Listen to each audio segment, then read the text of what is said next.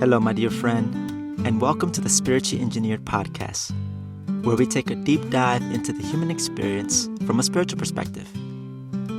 Come on in, and I invite you to stay.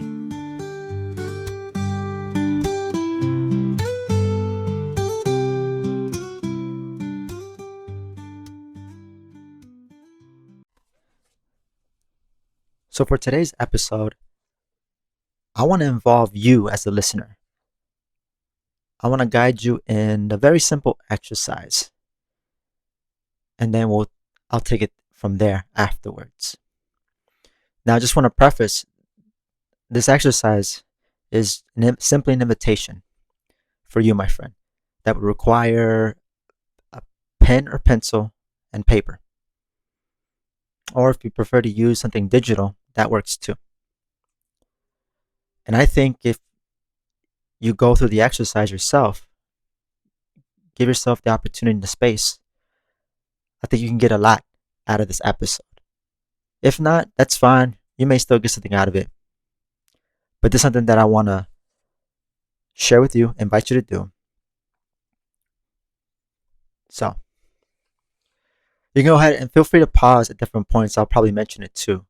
I'm not going to pause real time type of thing. I want to keep it compact here. So I invite you at different points to pause it and to go over. Like I said, it's a super simple exercise. We're not going to do anything crazy intensive. But just feel free to pause it at certain points when it makes sense. Because I'm going to keep running it through, keep going. So again, if you haven't already, go ahead and get your writing utensils right now.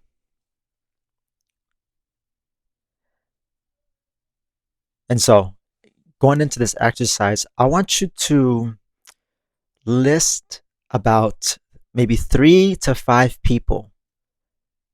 Perhaps you may know more, or perhaps you may know less than 3. It really doesn't matter, whatever feels comfortable for you. But I want you to think about the people that you enjoy spending time with. People that you look up to. Those that you admire. Those that you respect. So take a moment right now and again, pause it right here if you need to.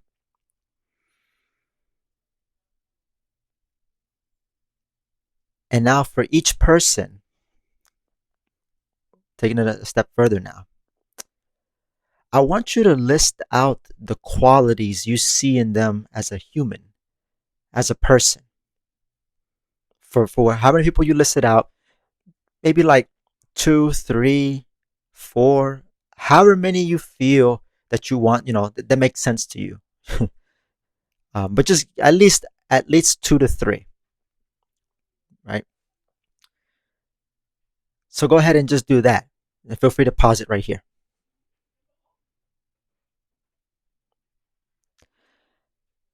And now, having looked at the list of people that, based on my little initial prompt, right? And then all the qualities that you've written out for each person.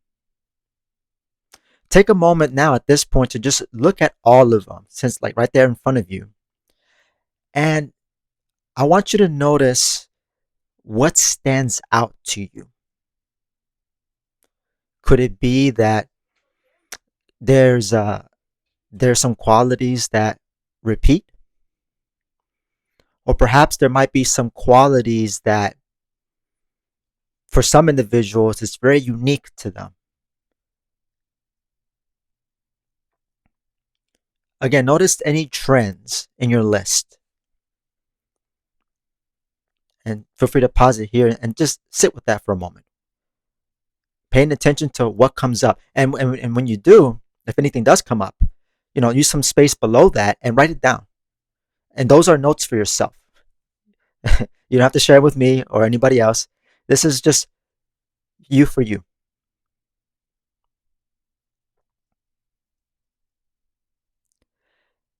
And so, and I'm assuming, of course, you did the exercise. After having looked at all that, I want to preface it with this. What you see in me, you have in you. Let's take it and now let's make it more relevant. What you see in the people that you listed, you have within yourself. And I'm referring to the qualities you listed.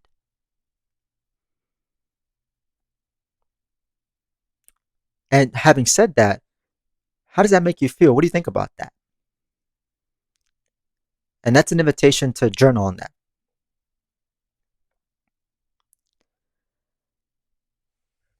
And so why I guide you to that exercise is because I think it's something that's really, really important. Especially because when it comes to relating with people, relating with yourself, and really thinking about relationships, specifically, your relationship with yourself, your concepts and your beliefs around this, can affect you. I mean, it affects me, especially because I don't know about yourself, but I know for myself, I get caught up in comparison. I know better. It's funny, right? I know something. I don't know if you can relate with this, but like I know better. Like I know a lot, and yet when I have these certain experiences, it doesn't match what I know. Meaning, like I still find myself in certain situations where I compare myself. Now, that isn't to say that's like a shame on me type of thing, but more so to say like it's okay. It's normal to some degree. At least to experience that. Not the thing itself, mind you. I don't want to normalize something that's not authentically you or me, the real you, right? I think there's a good distinction to be made here in terms of like knowing that this is something I'm experiencing versus, oh, I have this or whatever it is that I might be identifying. And I want you to remind you that you and I are spiritual beings having human experience. And so it's important, not as a spiritual being, not to identify things that are not more than human, temporary, when there's so much more out there in the universe. Think about it like that. So, the comparison thing. So, I just wanted to run you through this exercise so you can see for yourself that you've got these qualities too. There's the saying, real recognize real. At least I've heard that before. And that speaks to a truth of what I just said earlier. What you see in me, you have in you. Or what you see in XYZ, you have in yourself. What you could also do to take it even deeper for yourself, you could use the same exercise and apply it to your concepts of God. You can also apply this to people that stimulate something negative within you. Like I've had people that I've looked at, I've observed certain things that annoys me. But after having regrouped for myself, I was able to recognize for myself how to, why that stimulates me, right? Like whatever we observe in people, whatever we notice, whatever you notice, you have some familiarity with it, whether you like it or not. Another way of saying this, that you have some experience for it. I can't recognize something that I don't have an experience for. So it just might go over me. And that's something that I think is, what I put together so far in doing my inner work. And so knowing that whatever stands out when you look at other people, and people can be mirrors. Like I find a lot of things that's like a mirroring effect. Or even just like how when we communicate with people, it's just a reflection of us being expressed. There's a thing as a projection where if when I project, it's like I'm not taking responsibility of what of what I believe and what I see. A simple way I know for me that can occur is if I say you, like the pronoun you, when I really mean myself, me.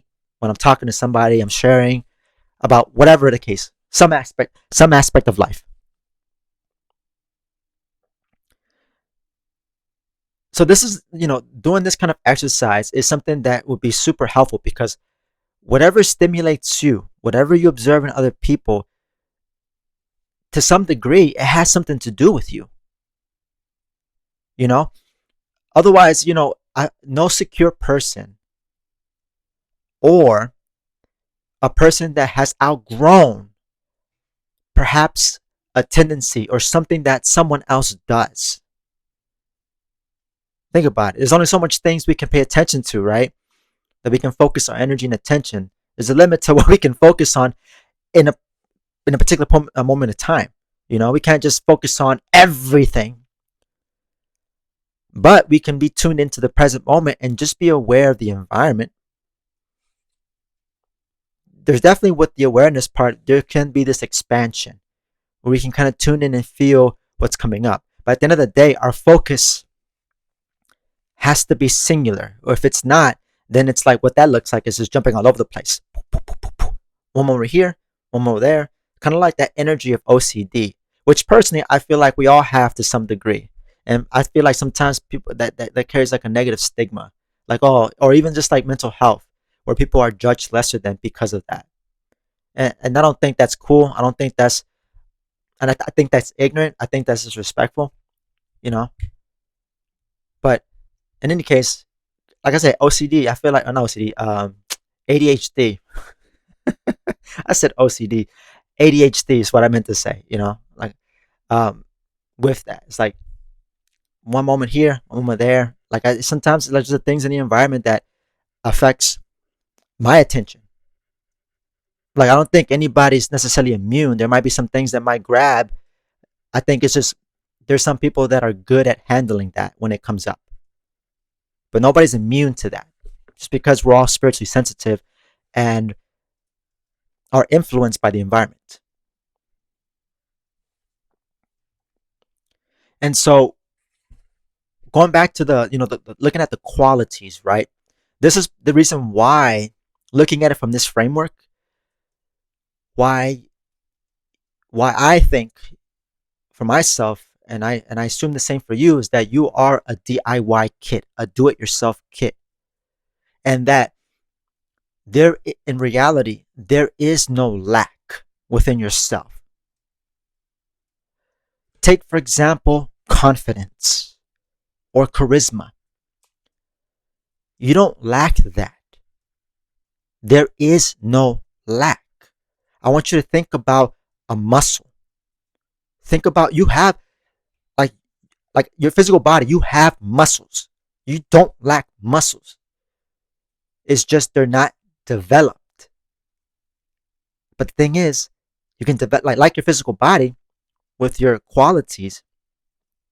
Let's say, for example, of confidence or charisma, you can unfold that. And I think it's important to just be aware of your perspective on that, your concepts around that, because you may ultimately be based on your belief system, may you'll experience fear success. Well, I know for me, my fear success is not giving myself the chance to have these experiences to unfold my confidence and charisma more. I'll buy into my own excuses. I'll buy into all these fears, which are super easy. It can be super easy. I'm saying this from experience, and I just want to be real with you. But I don't have to choose that. And oftentimes, what I have to tap into is my courage, which, again, that's something that each of us have. You don't lack courage. You have it. You are it. Bravery. Bold. Even creativity. I always found it interesting that some people that say that, oh, I'm not creative. In my take on it, I think they assume that based on their concepts about what it means to be creative. not recognizing the ways that they're using their creativity on a day-to-day basis. Creativity isn't always about the what you do. It's about how you do things. It's not about making art necessarily, although that's obviously a part of it, but how you do something. Like, for example, for me, another way, like what I've learned about creativity from when I started to when I pretty much near like my time working as a house cleaner, I've noticed a difference in how I carried myself to fulfill my task of cleaning and how my creativity has shown up, how I've adapted, how I've come up with ideas. Okay, I can do this to take care of this. It's like I can wear like a glove lining inside like my rubber glove so that way I don't sweat profusely. I'm always taking it out, little things like that. Oh, I can have like something on my belt to carry like all my tools that I have to keep carrying around type of thing. Instead of just like having to hold it on my hand, I can buy myself like a utility belt. Boom.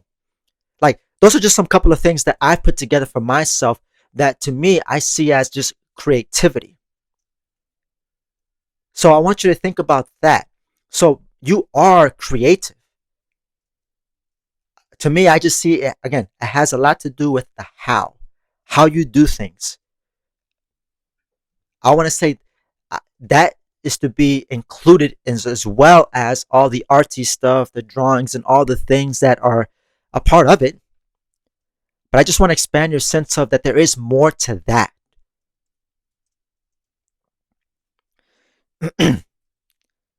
So, those qualities, right? And maybe some qualities you feel like you're not very good at. Because here's the thing, two things can be true. You can have confidence in one area, and in another area, you don't feel like you have much confidence. And I know for me, in those experiences, then I start getting to this extreme black and white, like, oh, I don't have confidence. Forgetting that when I'm riding my bike, I have utmost confidence in myself. But let's say perhaps if I'm talking to somebody in social situations, or if I'm dating, I might not feel quite as confident. I might feel a little shy or timid, just to give an example. Right? Two things can be true at the same time. But I think it's important not to allow those moments where you feel challenged to be the over, like to be the end all be all deciding factor. Like, oh, I don't have confidence. Oh, I can't do it. I don't have, oh, I can't market, for example. It's just for myself. It's amazing the mindset, and this is a huge emphasis and why this is the direction I want to take for this episode, because it affects everything, and it even affects how I feel about myself when I'm relating. And so this episode is one that's like I want it to be a source of like an inventory for yourself, and and for those qualities that you have that you got going well for you, look at that piece of paper again. And I want you to give yourself a pat on the back. Be like, hell yeah, me. I'm awesome. You don't have to tell that to the world. I tell myself, man, you're great. You're awesome. With the exception of this episode, I usually keep it to myself because I don't, need to share that. It's only important between me and myself. So whatever you tell yourself, whatever that, you can have a ritual. You can have some kind of thing with yourself to be your own coach, your own support system. That's a very important thing. While also, of course, having support systems from outside as well, other people, and that's great too. But at the end of the day, it's like how I feel about myself makes all the difference. It's the ultimate deciding factor. Regardless of whoever's trying to help me or whatever, the encouragement, what I do with all that and what I do with it for myself, that right there is the ultimate deciding force there. And nothing will change that, period. And that's why, it's important that how you feel about yourself, no matter of what other people may think of you, their opinion comes second. Your opinion of yourself always comes first. Always. Now, it's important never to neglect people's opinions either, or be like, it's good to be receptive to feedback and to be attuned to and aware of perhaps what people say, if there's something there for you, you sense something there, like, oh wait, this person's talking about something I think I need to examine, and you know better than anybody else. You can discern this got nothing to do with me, whatever. Between that and, oh, that stimulated me, I think there's something going on here. So what you say, and this is why I sometimes I like to record myself to just hear myself, because it's a lot of information that can be really obtained, a valuable information, and with the right tools and the knowledge to be able to, to tackle that, to kind of break that apart and to kind of work through that, to meditate through that. It takes practice. All that is the art of meditating and inner work, the way I see it. And there's no right or wrong way of going about it. And I'm just simply sharing some things that have worked for me so far. Take it or leave it. It's not the end all be all, right? My only goal, what I always care about, is just sharing so that I can give you a higher perspective, because there is a higher perspective. And so, again, just whatever you have in you, you have, like, especially the good qualities, you got it within you, my friend. And you're great. You're the greatest, warts and all. Can you keep that same energy? Perhaps how you feel about other people and how you may be supportive of other people. Can you keep that same energy for yourself? Can you share some of that? Because I know for me, I say that because I know I can do that. I could be so uplifting and want to support people because I care about people. And then I do this double standard thing where I don't return that same energy to myself. Ugh. Now that's terrible. But it's part of my practice. It's part of my work, my growth process. It is what it is. And I also want to bring in a perspective too, especially like when you look at people you look up to always remember that you are neither greater nor lesser than anyone. I am neither greater nor lesser than anyone else. The person you're looking at, or you observe, or you witness, they are neither greater nor lesser than any other person. We are just simply one with all things. Mountain to mountain. And that's the reality. That's how my spirit guides see me, how I see them. Master souls that have just got a lot of experience and have done the work and are just farther down the path. And that really is what's going on with people that I'm speaking to, the people perhaps, you and I, we admire, respect, that we learn from. They're simply people that have just gone farther down the path. That's it. And I think for me, as long as I don't make a big deal about it, as long as I don't start to put people on pedestals, because that's dangerous. Because what I've come to learn is that putting people on pedestals is actually manipulative. Manipulative. It's manipulating. It's manipulating. It's like, and it can be like an indirect thing for what I've learned. But nobody needs to be put on a pedestal. We're all quote unquote human. But to take it even deeper, we're all a soul. And that big picture perspective. And if you find yourself comparing, like I know I do, like I said, I'm aware of it, but I can recognize some moments when I get caught up in it.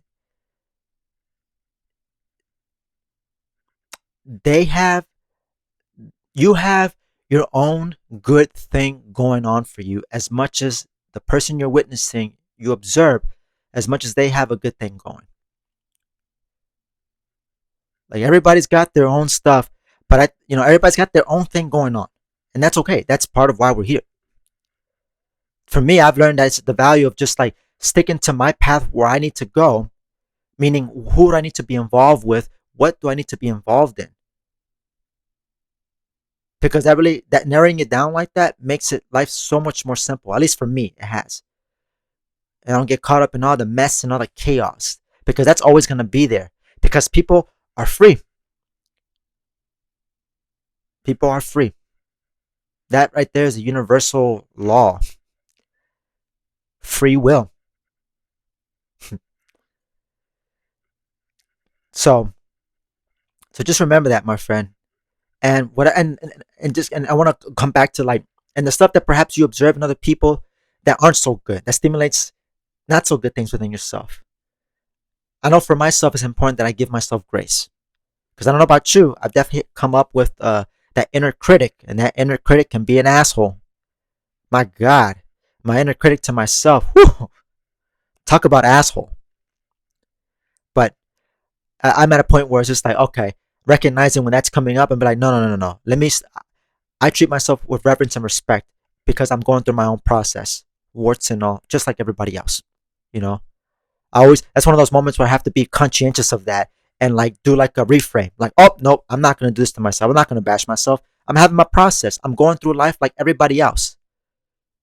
Who are you? So anybody that says anything otherwise that's not constructive,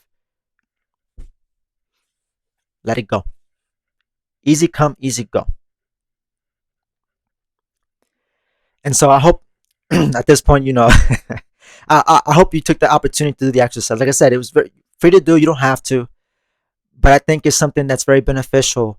Something that I did that one of my friends, one of my meditation circles that I did online, that I had the opportunity to do that. And that was very eye opening for me, and it really put things in perspective for me, and it helped me to come back to that reverence of myself.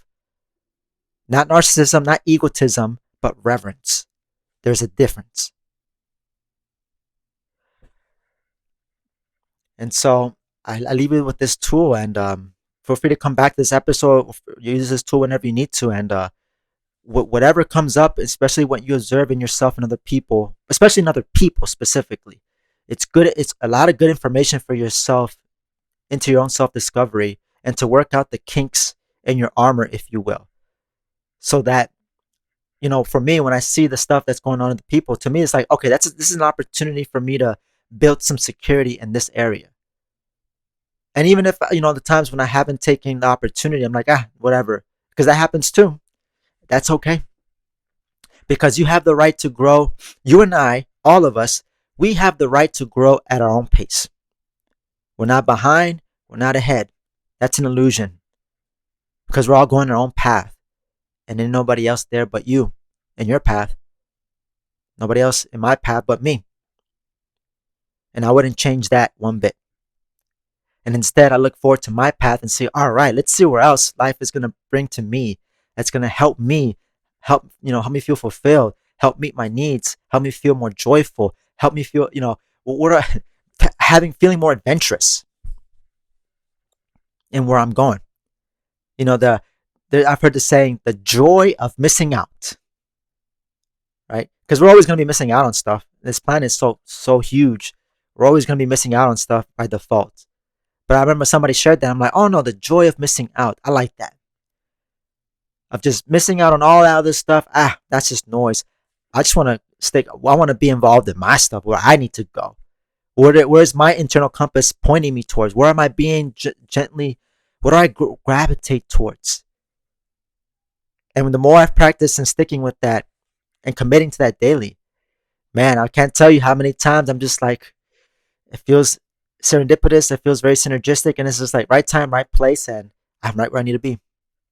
And if you're listening to this, you're right where you need to be.